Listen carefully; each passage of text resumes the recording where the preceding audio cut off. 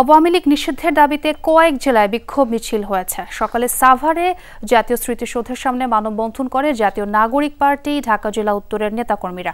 এ সময় গণহত্যার দায়ে আওয়ামী লীগের বিচার করা, নিবন্ধন বাতিল ও সাংগঠনিক কার্যক্রম নিষিদ্ধের দাবি জানায় তারা। হুঁশিয়ারি দেন, যারা স্বৈরাচারী আওয়ামী লীগকে দেশের রাজনীতিতে ফিরিয়ে আনার চেষ্টা করবে তাদেরকেও রাজপথে প্রতিহত করা হবে। যশোরেও মানববন্ধন করেছে বৈষম্য বিরোধী ছাত্র আন্দোলন নেতাকর্মীরা।